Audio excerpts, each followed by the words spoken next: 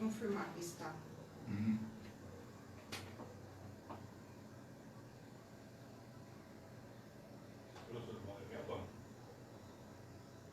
Ô glória! Paz do Senhor Jesus, glória a Deus. Pessoal que está assistindo a live, como que tá o áudio? Tá bom? Alguém informa para mim se o áudio está aparecendo aí. Glória a Deus. Enquanto isso, eu vou cantando louvor. Amém? Paz do Senhor Jesus, povo de Deus. Glória a Deus. Primeira vez que eu faço uma live gravando uma mensagem. Confesso que bastante nervoso também. Tá bom? Glória a Deus. A Duda está escrevendo aí. Está muito bom. Amém. Glória a Deus. Amados, estou fazendo a gravação aqui. Tem dois celulares. Um vai para o vídeo no YouTube, que é aquele ali. E ele vai pegar aí um pouco de lado, tá bom? Então quem for assistir pelo YouTube depois, eu não vou poder falar de frente assim. Glória a Deus. Vamos adorar o Senhor, amém? Daqui a pouco nós vamos ouvir uma palavra, glória a Deus. Ele é exaltado, o Rei exaltado no céu. Eu louvarei, Ele é exaltado, para sempre exaltado, teu nome louvarei.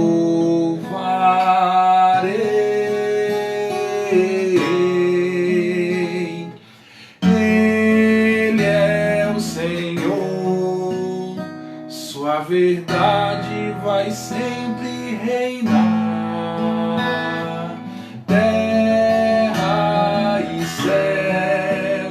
Glorificam teu santo nome, Ele exaltado, o Rei exaltado no céu. Amém. Glória a Deus.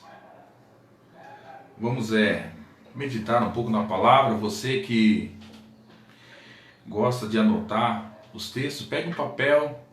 Fabiana Belboni, glória a Deus, estudou comigo até a 8ª série. Deus te abençoe.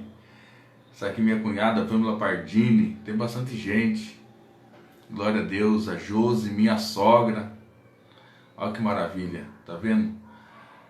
Está ali a Lilica, glória a Deus. Deus abençoe, Lilica. O Aloísio. Tem um pessoal aí, Deus abençoe a todos, tá bom? Glória a Deus. Você que está com sua Bíblia aberta, né? Hoje nós interrompemos, né, o culto na igreja por conta do Covid-19, né? Estamos aí passando por uma pandemia. Então nós estamos adaptando e dar o alimento, né, ao povo, né? E vamos então meditar na palavra, amém? Nós vamos falar sobre um tema escatológico, até mesmo pelas coisas que nós temos vivido, né? E que nós estamos vendo e sentindo, né? Então, nós vamos hoje falar sobre um tema escatológico, sobre o princípio das dores, um tema lá do Apocalipse, do capítulo 6, abertura dos selos. Vamos falar sobre o quinto império. O quinto império, vamos falar sobre a estátua, né, de Nabucodonosor. Vamos falar sobre o sonho que ele teve no capítulo 2. E esse sonho mostrando o império dos homens. A cabeça de ouro, o peito de prata, a barriga, né, a região do tórax, da barriga de bronze, as pernas de ferro e os pés de barro. Vamos falar sobre essa degradação, né? A cabeça que começa com cabeça de ouro acaba em barro, e nós temos visto essa degradação. E vamos falar também, né, durante a mensagem aqui, dito, né, que ele é a cabeça de ouro, isso no capítulo 2, né, a interpretação do sonho dele. No capítulo 3 ele faz uma estátua toda de ouro, né, e pede para que todos se dobrem sobre essa estátua. E vamos falar sobre a questão também do homem, né, do homem da iniquidade, que está lá em 2 Tessalonicenses capítulo 2, este homem da iniquidade que irá se manifestar. E Jesus também fala da sua vinda, né, em Tessalonicenses capítulo 2, a sua vinda, a palavra grega para a vinda é parousia, que fala que o significado é presença manifestada. Isso porque ele está conosco, glória a Deus, mas ele irá se manifestar. Ele irá se manifestar. Jesus irá se manifestar, ele voltará na sua segunda vinda e se manifestará, porque conosco ele já está. Amém?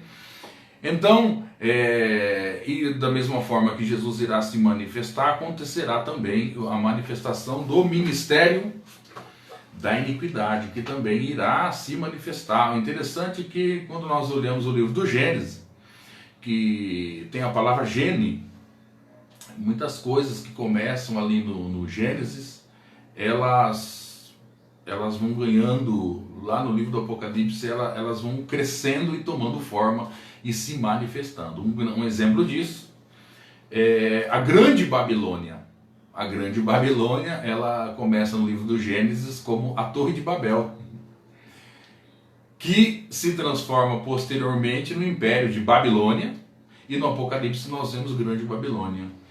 Nós vemos também a questão do dragão. Lá no livro do Apocalipse fala a antiga serpente. E agora no Apocalipse capítulo 12, ele é um grande dragão vermelho, que cresceu, que engordou, né? E se alimentou do sangue de homens. Então as coisas no livro do Gênesis, elas começam pequeno e vão ganhando o corpo. E elas então se tornam manifestas, né? Amados, eu estou bastante feliz, parece que tem mais gente assistindo aqui a live do que os membros da igreja, nos cultos da igreja, glória a Deus. Deus abençoe a todos vocês, tá? Depois eu vou olhar cada mensagem, né? E com certeza nós vamos estar aí comunicando aí com vocês, tá bom? Deus abençoe a todos. Olha aí, pessoa lá de São Paulo, Morumbi, a paz. Pastor Ricardo acompanhando aqui, Deus abençoe. Paula Gama, Deus abençoe, Paula Gama. E o show, como que tá o show aí?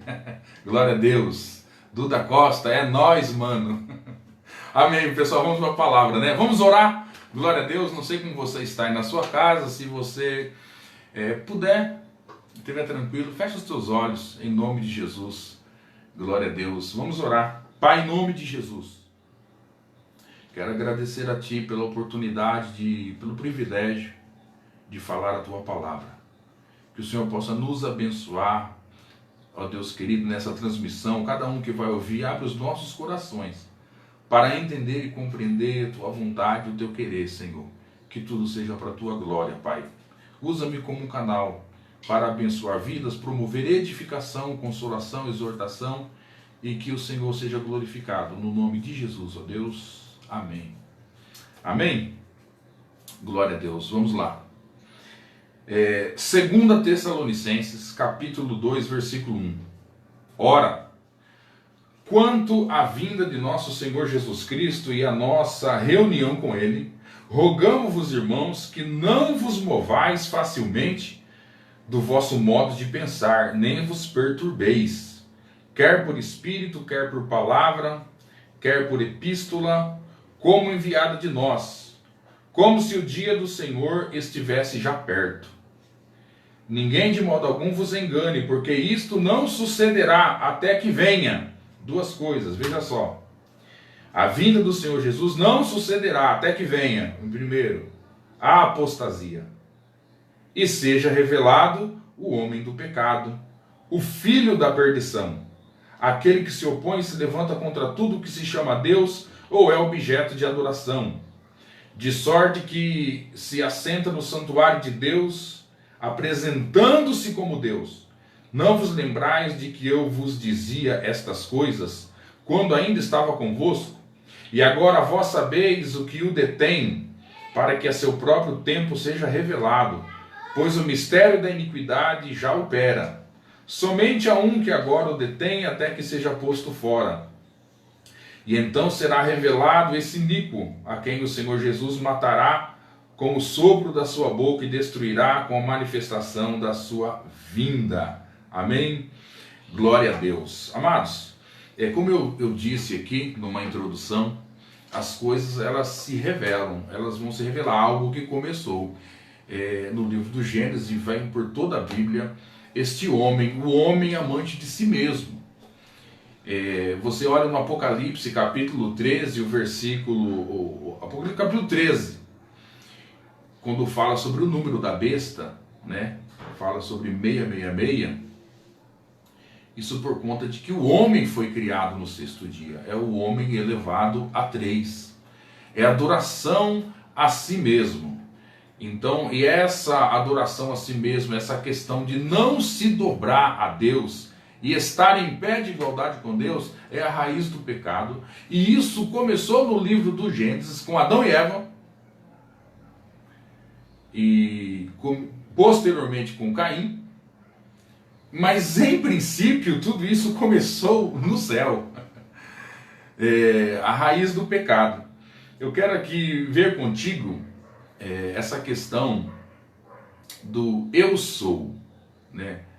Essa questão do eu sou, só existe um que é, em essência, que é Deus. Só um pode dizer eu sou, que é Deus. Veja quando Moisés vai afrontar Faraó, e Faraó diz, quem você vem em nome de quem? Então Moisés diz, olha, o eu sou me enviou a vós, né? E então esse eu sou, somente ele é. Então o ego do homem, o eu do homem, ele é a falsificação desse eu sou. Então um homem, uma pessoa que pensa, né, que não precisa de Deus, que não depende de Deus, ele vive a sua vida para quê? Né, se é ele quem conquista todas as coisas, se foi ele quem estudou, se foi ele quem batalhou, e no final do mês ele colocou todo o dinheiro na carteira, então ele olha para si mesmo, para a sua força, ele olha para a sua capacidade, e no seu coração ele diz, não, eu para que Deus, né, se eu não correr atrás das minhas coisas? Mas ele respirou, não é verdade? Ele respirou, ele comeu. Aí alguém diz assim, mas eu comprei com o meu dinheiro, tá bem. Mas eu sempre brinco na igreja, né? Quem aqui sabe fazer arroz? Aí todo mundo ergue a mão. Eu digo, ninguém sabe fazer arroz. Você só pode cozinhar o arroz. Fazer o arroz é só Deus. Glória a Deus, pastor Leonardo. Amém, Deus abençoe. Só Deus quem faz o arroz. Então é como que um ramo ele pudesse olhar para a videira e dizer assim, eu sobrevivo longe da videira. Assim somos nós. Assim é qualquer pessoa que pensa que sobrevive sem Deus. Esse é o eu sou. O eu sou, o ego do homem, né, sendo na falsificação desse eu sou. Somente Deus é. E nós recebemos vida. Nós somos um ramo ligado na oliveira e precisamos da seiva e da força da oliveira para nós existirmos. Deus é a vida em nós. Somente Ele é. Somente Deus é. E nós somos esse ramo.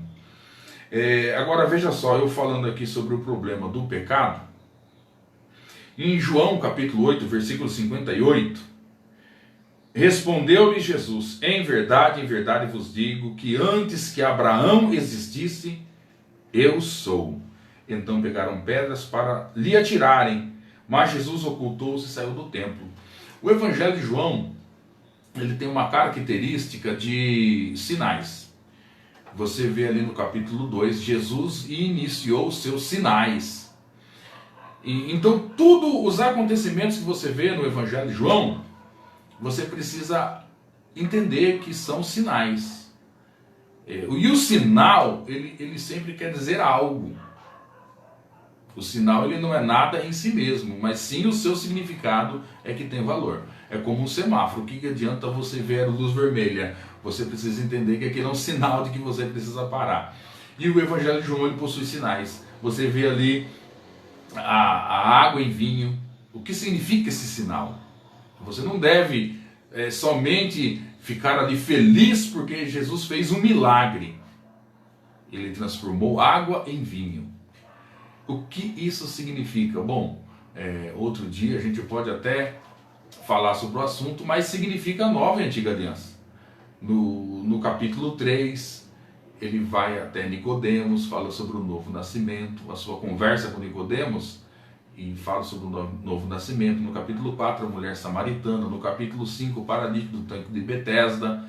Mas tudo isso, né, tem uma explicação. No capítulo 7, a multidão que ele alimenta. Capítulo 8, é a mulher adúltera. E nesse caso da mulher adúltera, o que acontece? Entra o assunto de pecado. Porque era uma mulher adúltera. E agora as pessoas pegaram pedra para atirar nela, né? Engraçado que ninguém foi atirar pedra no homem que estava com ela, né? Mas bem, e aí naquele momento Jesus então fala: quem está sem pecado que atire a primeira pedra. E aí eles lançaram as suas pedras, dos mais velhos aos mais novos. E se eu não me engano ali, o versículo de número 12... fala que eles foram saindo um a um. E Jesus então diz: olha, aquele que me segue tem a vida eterna. E eles foram convencidos pela consciência deles de que eles estavam errados. Mas mesmo sendo convencido que estavam errados, não adianta você ser convencido de que você está errado, que você precisa de Jesus e que, bom, isso é um passo. Mas aquele que me segue tem a vida eterna. Pois bem, mas o assunto do pecado se inicia ali. E o assunto do pecado, ele se inicia ali, e Jesus então, ele vai, veja que é um sinal, e agora o que significa este sinal? E então ele chega nessa conclusão: antes que vocês vão morrer em vossos pecados, se vocês não crerem que eu sou. E aqui no versículo 58, em verdade vos digo que antes que Abraão existe, eu sou. Mas que relação tem o pecado com reconhecer que antes de Abraão ele é? Isso por conta de que ele fala sobre a raiz do pecado. E a raiz do pecado é essa: é a usurpação do eu sou. Veja que eu disse que o pecado ele teve um início, né, no céu, com o querubim que caiu. Isaías capítulo 14, versículo 13, veja bem o momento em que ele cai.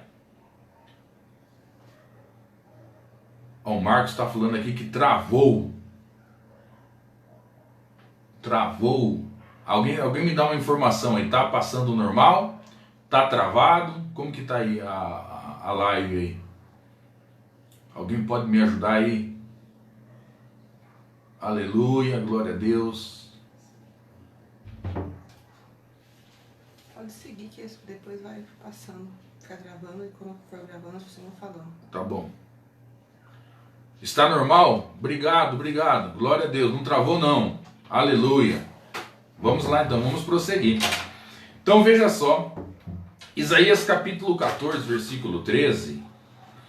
Diz assim, ó: e tu dizias no teu coração: eu subirei ao céu, acima das estrelas de Deus, exaltarei o meu trono e no monte da congregação me assentarei, nas extremidades do norte. Subirei acima das alturas das nuvens e serei. Então, veja o momento em que ele cai, quando ele diz: eu serei semelhante ao Altíssimo. Somente ele é. Agora veja só, e o mesmo aconteceu com o homem. Porque, Gênesis 3:5, porque Deus sabe que no dia em que comerdes esse fruto, vossos olhos se abrirão e sereis. Né? Então, e sereis, é nesse momento em que Adão e Eva caem, porque eles entraram por esse caminho de independência de Deus. Né? Alguém que alguém que deseja ser como Deus, e alguém que está dizendo: não, eu não preciso de Deus, né? eu posso viver por mim. O pessoal está participando aí, falando que está tudo ok, alguns estão colocando travando. Eu estou gravando aqui também no outro celular, nesse aqui, né, que vai para o YouTube, tá? Depois você pode acompanhar lá também. Mas a maioria está falando aqui que está ok, tá bom? Vamos prosseguir então aqui com a palavra. Então, essa é a raiz do pecado. Somente Ele é, somente Deus é. Glória a Deus. Aguinaldo Bispo, Deus te abençoe, pastor Ricardo. Glória a Deus, Aguinaldo. Esse é o show. Aleluia. Deus abençoe, show. Então, amados, e o homem, ele caiu. Aí você vai ver essa questão desse distanciamento de Deus nas Escrituras, ao longo das Escrituras. Adão e Eva, que agora saem do jardim. Você vai ver Caim, que vai habitar na terra, no capítulo 4 de Gênesis, que vai habitar na terra de Nod. Nod significa distante. Você vai ver o filho pródigo, que vai para uma terra longínqua. Então você vai ver o homem maldito de Jeremias, capítulo 17, versículo 5. E quem é o homem maldito? Vamos lá. Jeremias 17, 5 diz assim: maldito o homem que confia no homem. E aí você não confia em ninguém, não acredita em ninguém. Mas o texto ele continua dizendo: e que faz a sua força ao seu braço. Então o homem maldito é aquele que confia em si. É aquele que confia no seu braço, né? Essa questão da independência de Deus. Então vamos lá. E por que eu estou dizendo isso? O que isso tem a ver com o texto lá Bom, é que esse homem, essa questão da independência de Deus, né? Isso se torna uma consciência, se torna uma mentalidade nas pessoas e nos homens. Eles não reconhecem a Deus, né? Não conseguem entender que necessita e que precisa de Deus, e que isso se transformará por fim na manifestação do homem da iniquidade, algo que começou pequeno e vai se tornando grande. Agora, mesmo nós que somos cristãos, precisamos ver, entender a luta desse nosso ego, desse nosso eu. Veja só esse texto aqui, ó, Romanos 7, versículo de número 15. Pois o que eu faço não o entendo, porque o que quero, isso não pratico, mas o que aborreço, isso eu faço. Se faço o que não quero, consinto que a lei é boa. Agora, porém, não sou mais eu que faço isto, mas o pecado que habita em mim. Paulo sabe que existe uma força dentro dele. Ele admitia que existe uma força dentro dele. E aqui no caso chamado de pecado, no texto aqui, o pecado que habita em mim. Em outro lugar das Escrituras você vai ver isso como ego, o eu. Você fazer a vontade da sua carne. Para quê? Eu preciso obedecer a Deus. Eu vou fazer aquilo que eu tenho vontade de fazer. Né? Essa é a questão da independência de Deus. Porque eu tenho vontades, nem toda vontade que eu tenho é boa, nem toda vontade que eu tenho é a vontade de Deus. E eu preciso então me submeter à vontade de Deus e matar e crucificar, né, as concupiscências, os desejos desordenados da carne. Então,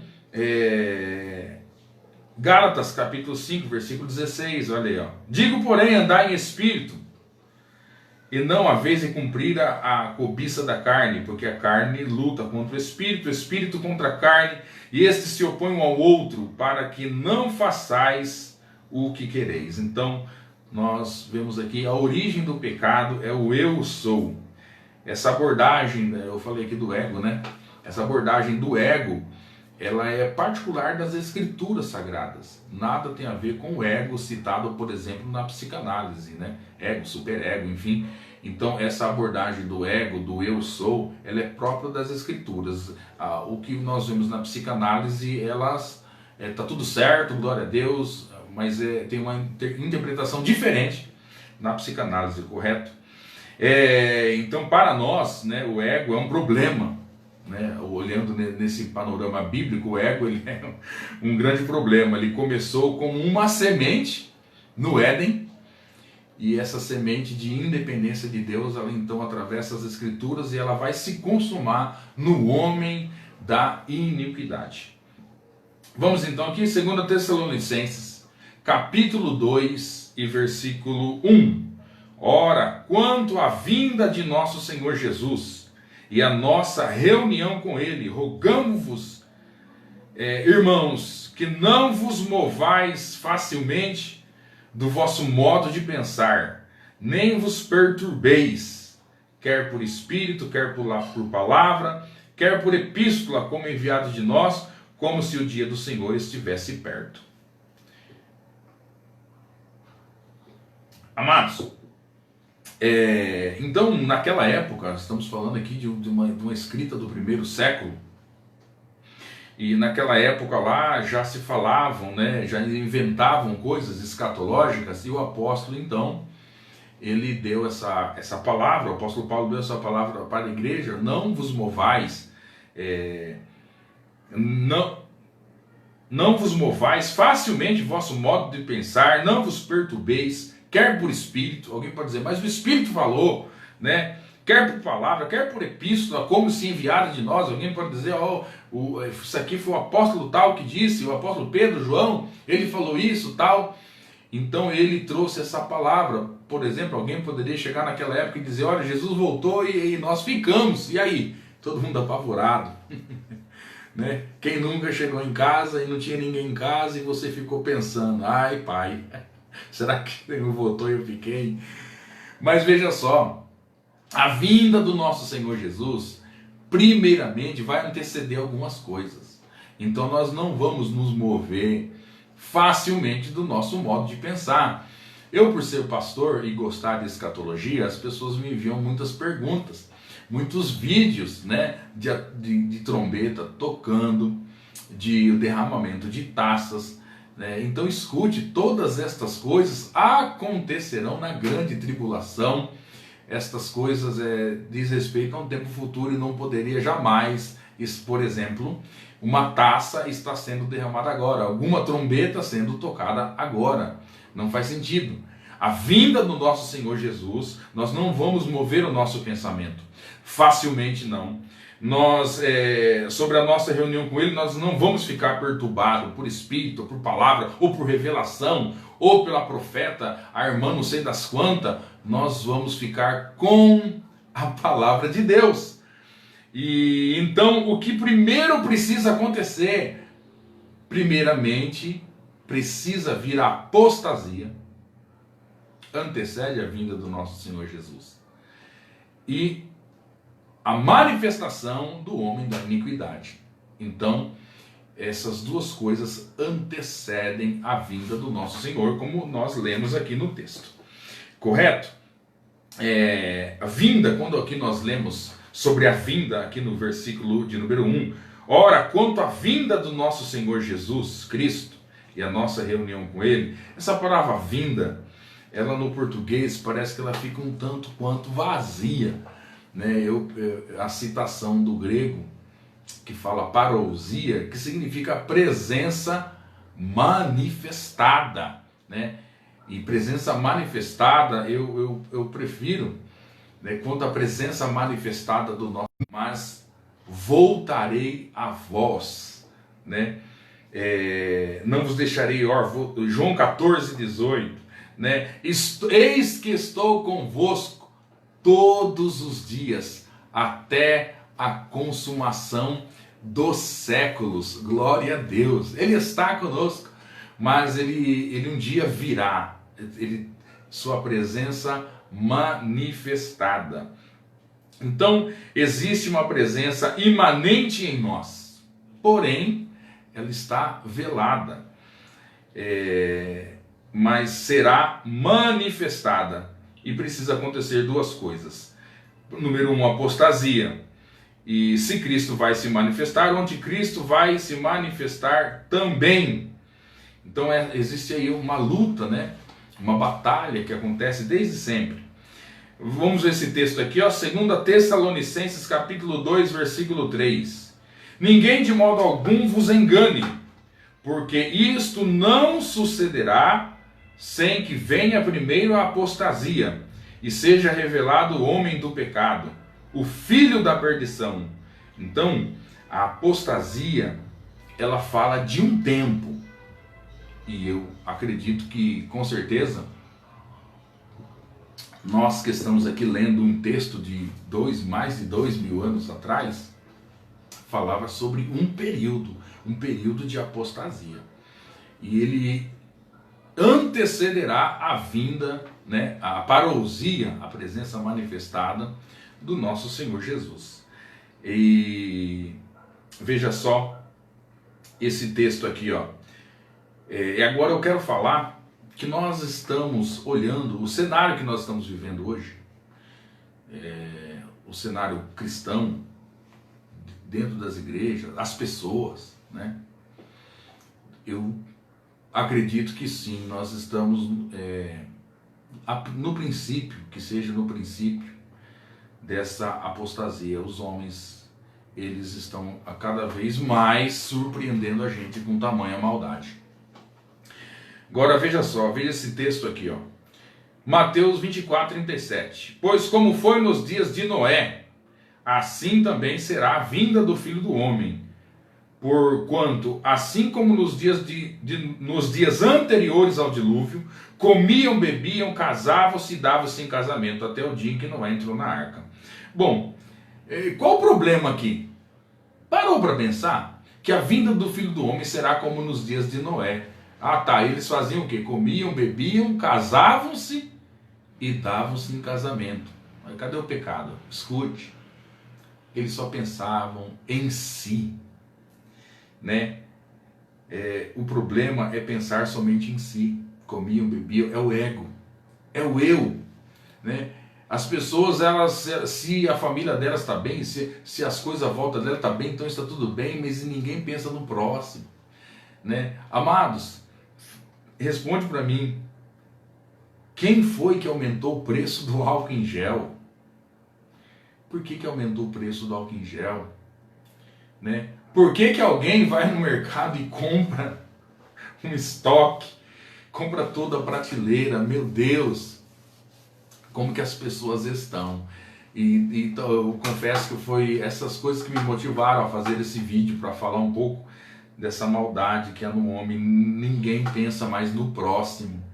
E o apóstolo João, ele disse claramente, como a gente pode dizer que amamos a Deus que nós não vemos, se nós não conseguimos amar o nosso irmão ao qual nós vemos? Então o amor está se esfriando. E esse quadro de peste, de pandemia que nós estamos vivendo, isso faz com que essa maldade seja revelada.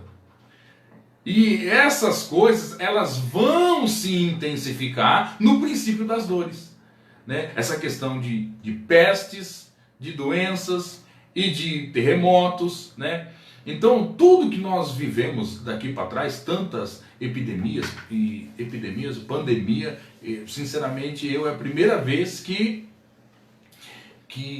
ouço e que vejo algo desse tipo. Estou aqui perplexo também, como você também deve estar. Mas nós estamos caminhando, o fato é que estamos caminhando para esse período de apostasia, né? O quadro do Apocalipse, de guerras e pestes, luzeiros sendo atingidos e terremotos, né? Quando isso acontecer e essas coisas se espalharem, pronto, ninguém pensará mais no seu próximo e essa maldade só será revelada a cada vez mais. Bom, vamos aqui para falar do Apocalipse, falando sobre o princípio das dores, tá? Depois a gente retoma aí essa questão aí do... Nós estamos meia hora, glória a Deus. Então a gente retoma essa questão do anticristo, né? Do homem do pecado. Vamos falar um pouquinho sobre o princípio das dores. Apocalipse capítulo 1, versículo 19, escute, você quer entender o Apocalipse? Se atente para este versículo, você vai ver a divisão do livro do Apocalipse, Apocalipse capítulo 1 e o versículo de número 19. Esse é o versículo chave para que você coloque cada coisa no seu lugar no livro do Apocalipse. Então olha só, nós vemos aqui que o Apocalipse é dividido em 3, né? É como se fosse uma revelação terciária, será que é isso? Né? E se fosse duas seria binária, terciária. Bom, se não tiver certo, desculpa aí, vai desculpando a gente aí. Apocalipse 1,19. Escreve, pois, as coisas que tem visto, e as que são, e as que depois destas hão de suceder. Então nós temos aqui essa divisão. As coisas que vistes, as coisas que são e as que hão de acontecer. Então, o que são as coisas que viste? Capítulo 1 de Apocalipse. O que ele viu? Né? Ele viu Cristo glorificado. Apocalipse 1, versículo 12. E voltei-me para ver quem falava comigo. E ao voltar-me vi 7 castiçais de ouro, e no meio dos candeeiros semelhante ao filho do homem, vestido de uma roupa talar, e cingido à altura do peito com um cinto de ouro. Amados, eu amo esse versículo, porque o apóstolo João, ele foi o último apóstolo a morrer, e a igreja estava passando por uma tremenda perseguição. Tiago já tinha sido morto à espada, Pedro já tinha sido morto, os demais apóstolos, todos nessa ocasião já eram mártires da fé cristã. E sobrou somente João.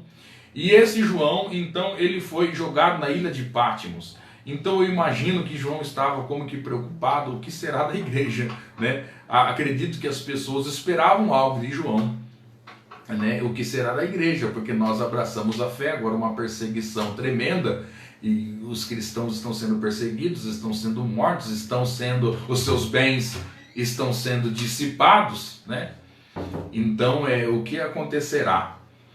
E aí então ele foi jogado na ilha de Patmos para morrer lá, mas o Senhor o arrebata, e ele agora tem a missão de escrever o que ele vê. E o que ele viu?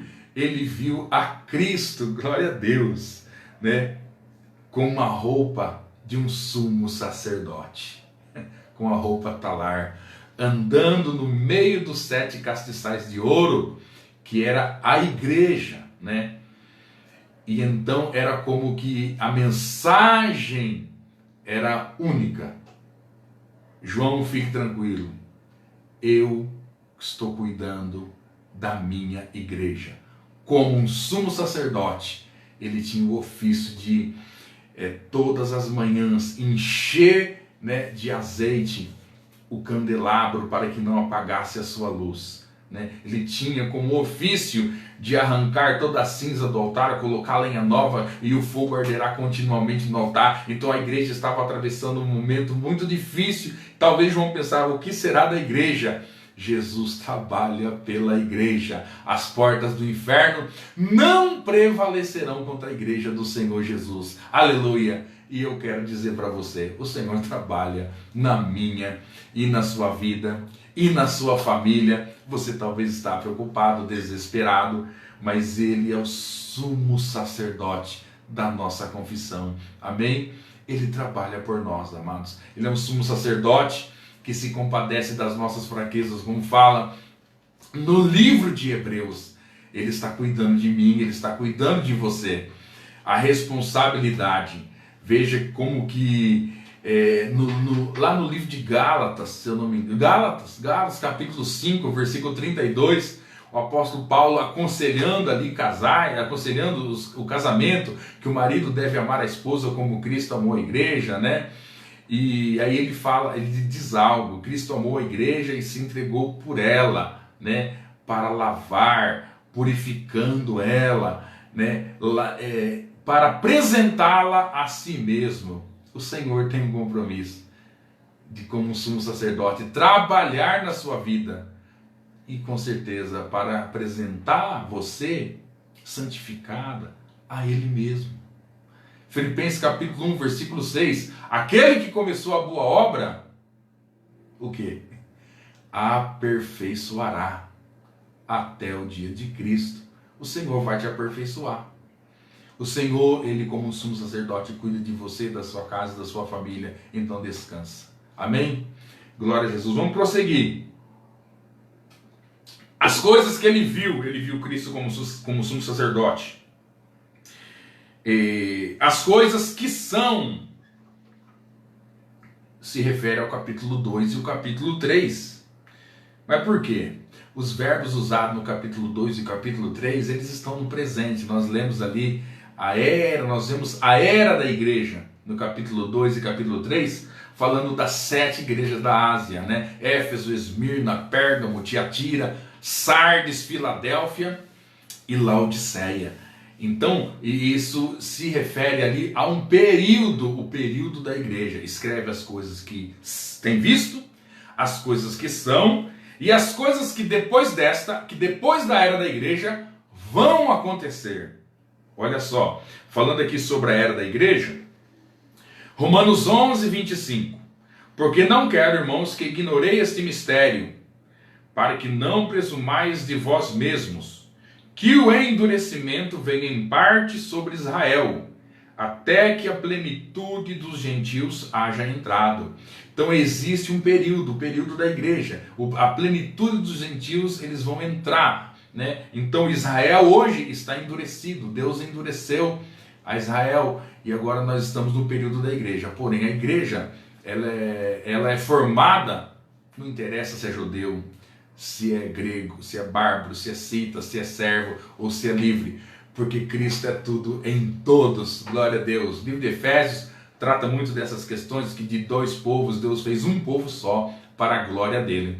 Então nós estamos aqui no tempo dos gentios, o tempo das coisas que são, e que depois destas, quando a plenitude dos gentios, elas chegarem a essa plenitude, o último gentil, ele se converter a Cristo, começa então as coisas que devem acontecer. E eu não estou tirando isso da minha cabeça. As coisas que viste, capítulo 1, as coisas que são, capítulo 2 e capítulo 3, a era da igreja. E no capítulo 4, as coisas que hão de suceder. Apocalipse 4, versículo 1. Depois destas coisas olhei, e eis que uma porta estava aberta no céu, e a primeira voz que ouvira, voz como de trombeta falando comigo, disse: sobe aqui, mostrar-te-ei as coisas que depois destas devem acontecer. Então, no livro do Apocalipse, sabe onde nós estamos? Nós não estamos lá no capítulo 13, nem nas trombetas, nem né? Nós estamos na era da igreja, sobretudo na última igreja, no capítulo 3, versículo 20. Eis que estou à porta e bato. Se alguém ouvir a minha voz e abrir a porta, eu entrarei em sua casa e cearei com ele, e ele ceará comigo. Cristo deseja comunhão conosco. A igreja de Laodiceia, que tem o significado de laio e de ceia, né? O significado é o domínio do povo. E interessante que nas cartas de Paulo, se eu não me engano, ele fala para Timóteo que nos últimos tempos as pessoas elas iriam trazer mestres para si, mestres que falem o que ela quer ouvir, que falem o que ela deseja ouvir. Amados, e hoje está cheio. As pessoas só querem uma palavra de vitória. As músicas só falam sobre vitória. E as pessoas só querem prosperidade. As pessoas, os temas das campanhas, porque é somente vitória para esta terra. Então isso atrai as pessoas, porque as pessoas querem ouvir, né? E os pregadores, elas fazem o cardápio, mas isso é uma característica dos últimos tempos, e Jesus está à porta. Ele está falando isso para a igreja. Eis que estou à porta e bato. Ele quer comunhão conosco. Ele quer comunhão conosco. Não que nós estamos aqui falando de um evangelho de miséria, não é isso. Mas é que Jesus disse que a vida de um homem não consiste na quantidade de bens que ele possui. Então, se bênção de Deus fosse igual a bênção financeira, Deus odiava o apóstolo Paulo. o apóstolo Paulo, ele é bom. Se você é um leitor das Escrituras, eu não preciso nem falar. Ele mesmo fala, sofri tanto, e quando orou ainda a Deus, né, ele fala, Deus falou para ele, a minha graça te basta. Mas vamos prosseguir. Agora veja, entenda, olha as Escrituras, como que elas vão falar sobre um período da igreja, de uma igreja fria. Agora, essa igreja fria que eu estou dizendo aqui, que é a apostasia, essa igreja fria, ela não é fria porque ela não tem o movimento, está falando das igrejas que não são pentecostais, com certeza não tem nada a ver, né, com o movimento pentecostal, se a igreja é pentecostal ou não é pentecostal. Isso, o frio aqui, eu vou ler, para que você fique com a escritura sagrada. 2 Timóteo, capítulo 3, versículo 1, um texto muito forte. Um texto muito forte. Sabe, porém, isto, que nos últimos dias sobrevirão tempos penosos. Nos últimos dias.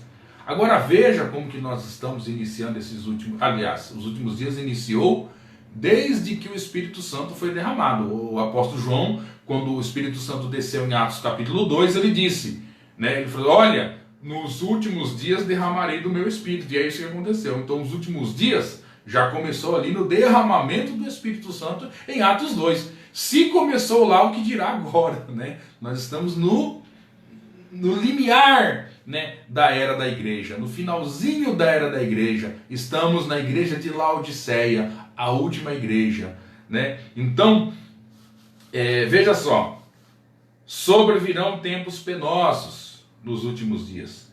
Os homens serão amantes de si mesmo. Escute isso, eu não tenho nada contra a selfie. Eu estou aqui fazendo uma live, né? Não posso ser contra a selfie. Mas você vê algum exagero? Será que as pessoas não são amantes de si mesmo? Né?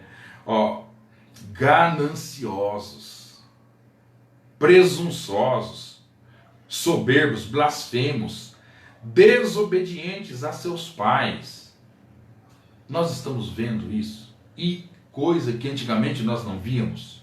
Você consegue perceber isso? Que antigamente os filhos respeitavam mais os pais do que agora. Ingrato, ímpio, sem afeição natural, implacáveis, caluniadores, incontinentes, cruéis, inimigos do bem, traidores, atrevidos, orgulhosos, mais amigo dos deleites do que amigo de Deus. Versículo 5. Versículo chave. Tendo aparência de piedade. Tudo isso que eu disse é pessoa tendo aparência de piedade. Nós não estamos falando de pessoas que não estão na igreja. Nós estamos falando de pessoas que se dizem cristãos, mas são amantes de si mesmo, são gananciosas, são soberbas, são desobedientes aos seus pais, são ingratos, são amantes dos deleites. Falou em culto, falou em oração, ninguém quer, mas falou em festa, em chácara, todo mundo quer. São amantes dos deleites do que de Deus, preferem o mundo do que preferem a Deus. Não tem uma igreja para congregar, não tem um pastor para poder ouvir. O pastor não é mais do que ela, não sou mais do que ninguém. A Bíblia fala que Deus, ele tem um reino de sacerdotes. O maior é sacerdote, o menor também é sacerdote. Você é um sacerdote. Agora a questão aqui, Efésios capítulo 4, versículo 12, Deus, ele deixou os ministérios para a edificação do corpo, né? E então você precisa, eu também preciso, nós precisamos uns dos outros. Amém? Agora veja só, esse texto continua. Como é que esse texto é forte, amados? Tendo aparência de piedade, mas negando o poder. Aí você olha aquele santão, né? Mas não consegue lutar contra a pornografia, não consegue lutar contra a sensualidade, não consegue lutar porque é invejoso, mas tem uma aparência, é só casca. É só casca, uma característica dos últimos tempos. E é isso que é a igreja fria. Porque essa pessoa aqui, ela, na aparência, ela é fera, ela pode fazer muitas coisas na igreja, que você olha e você pensa, nossa, meu Deus, essa pessoa é uma pessoa avivada, glória a Deus, olha como que é avivado, mas é soberbo, é ganancioso, maltrata, é desobediente aos seus pais. Isso é ser frio, isso é uma igreja fria. O texto continua, afasta-te também desses. Olha o versículo 7, ó. Sempre aprendendo, mas nunca podendo chegar ao pleno conhecimento da verdade. Estão sempre aprendendo, estão lá, sempre na igreja, mas não chega ao conhecimento, ao pleno conhecimento da verdade. Por que não chega? Versículo 8, assim como Janes e Jambres resistiram a Moisés, assim também esses resistem à verdade. Agora vamos aqui voltar, né, para a palavra. Eu separei tanto texto, amado, né, eu vou ler tudinho. Não tem horário para terminar. Estou brincando. Eu quero fazer 1 hora aqui, já estou quase acabando. Estamos aí em 50 minutos, glória a Deus.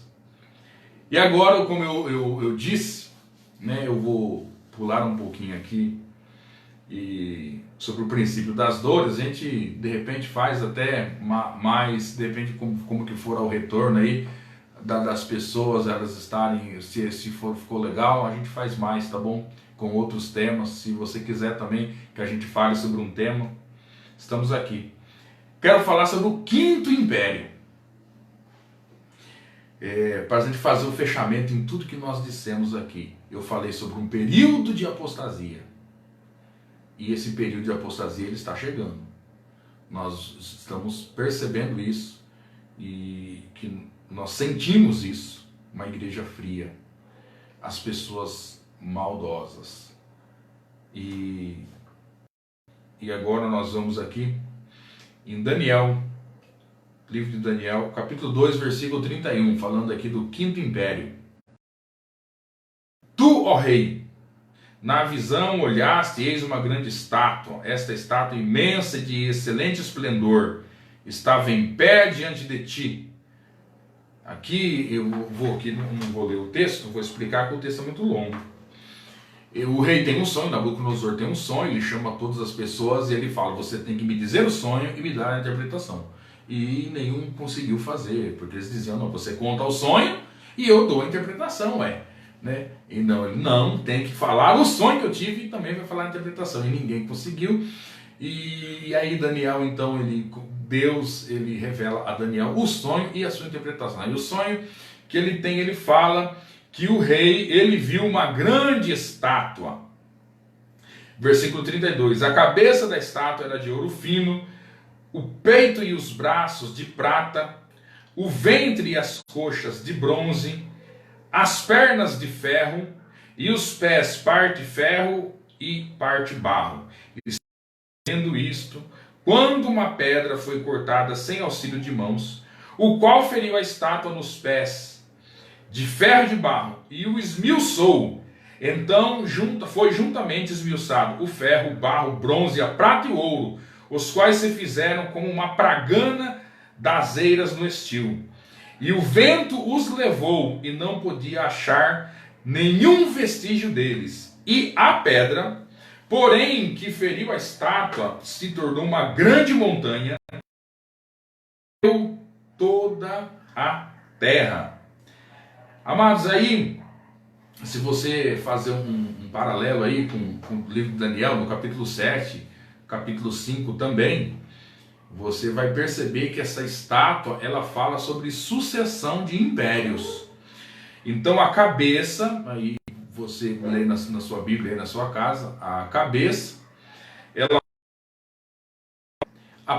os braços e o peito de prata sobre os medo-persas, depois o bronze, a Grécia, e depois Roma, que são 4 grandes impérios. E se nós temos a oportunidade de hoje de olhar para trás e ver na história que isso de fato aconteceu. O primeiro grande império foi Babilônia, depois ela foi tomada pelos medo-persas, depois o Alexandre o Grande com os gregos, a Grécia, e depois o Império Romano.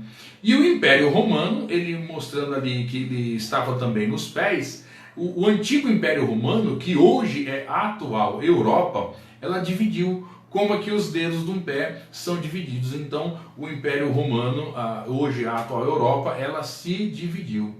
Então, tudo isso, nós temos a oportunidade de olhar para trás e ver como que Deus é verdadeiro e fiel com a sua palavra, não é verdade? Agora, veja só. Então, mas essa estátua, ela não diz respeito somente à sucessão de reinos, né?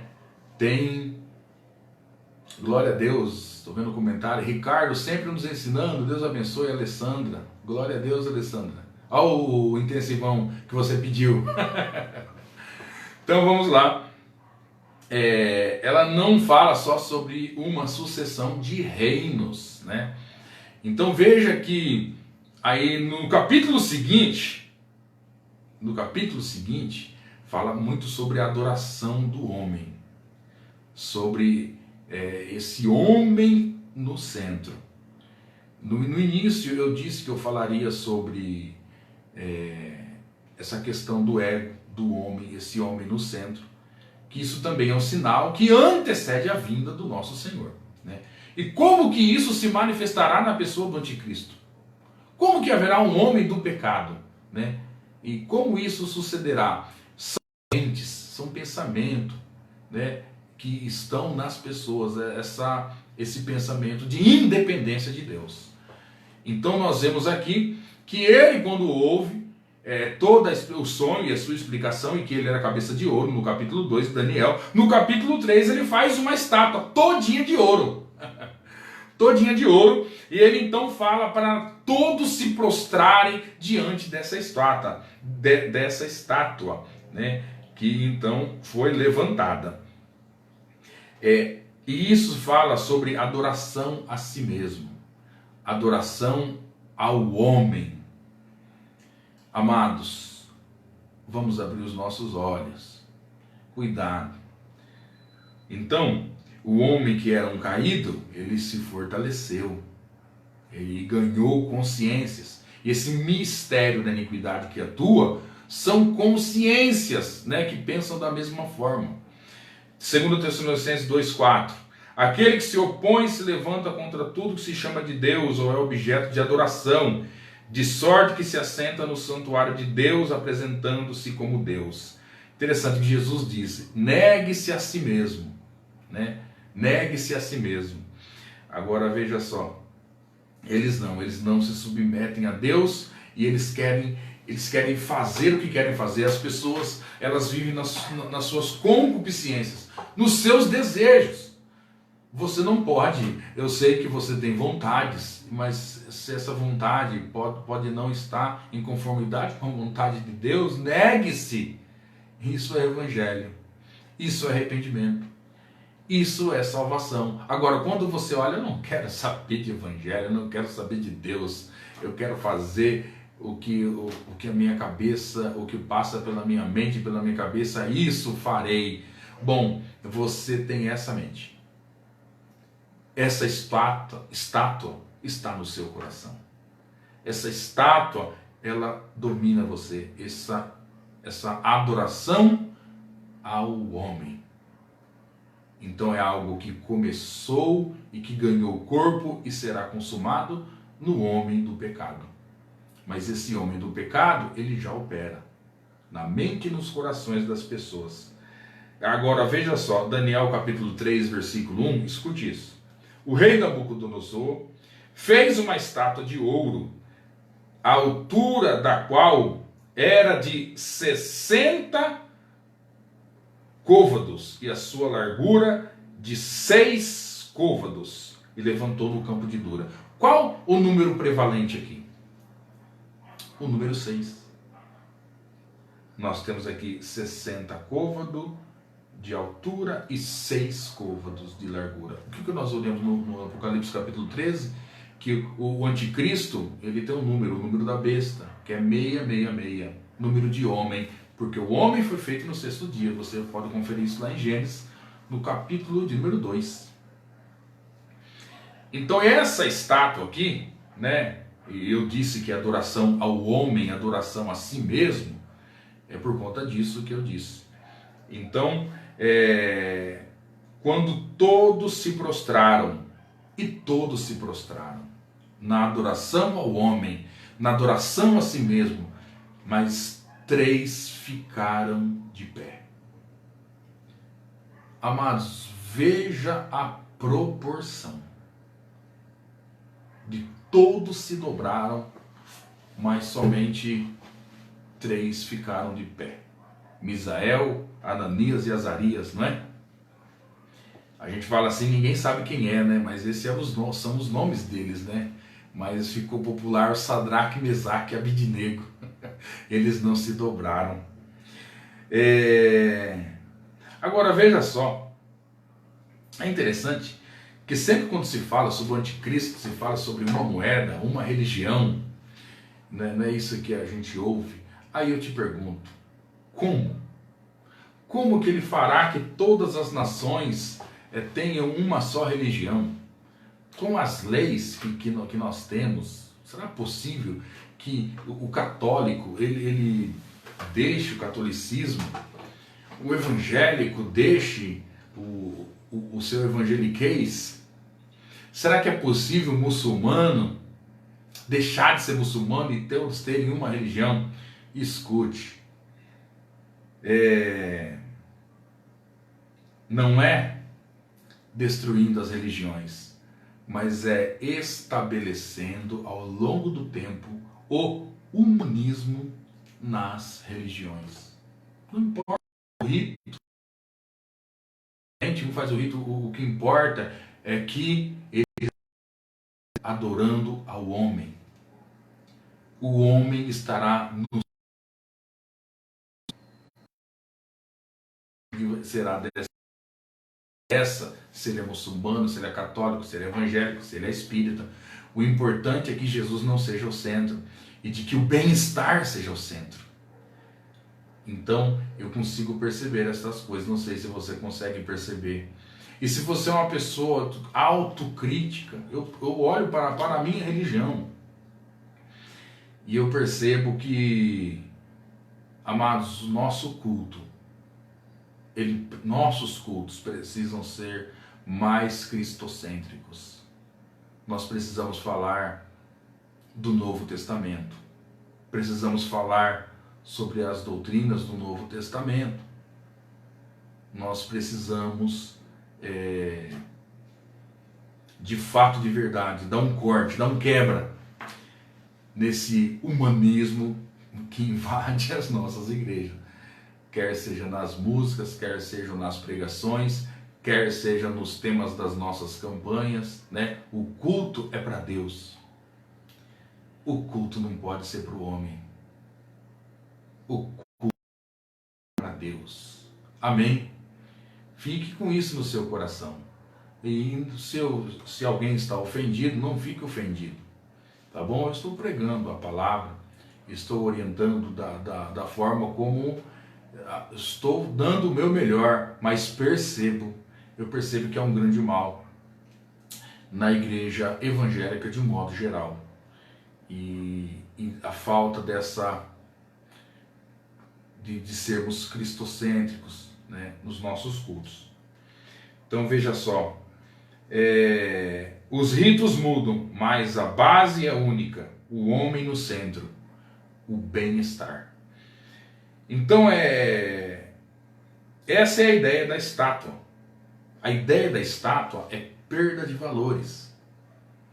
É só você olhar. Começa com o quê? Começa com ouro, prata, bronze, ferro, barro, até ficar barro. Agora, olhe ao longo das eras, vamos dizer assim, ou ao longo desta era, melhor dizendo, você consegue ver degradação? Vamos pegar aqui as músicas sertanejas. Quem aí gosta de um sertanejo? Como que eram as modas de viola? Como que era o sertanejo raiz, como as pessoas dizem? Eles falavam da natureza. Eles falavam de romance. eles falavam de o boi, que era um boi bravo, mas que defende o menino. Como é agora? Né? Você acha que tem degradação ou não? Né? Agora só fala de bebida, de cachaça e de rapaz que é corno e que eu não tô nem aí. O que você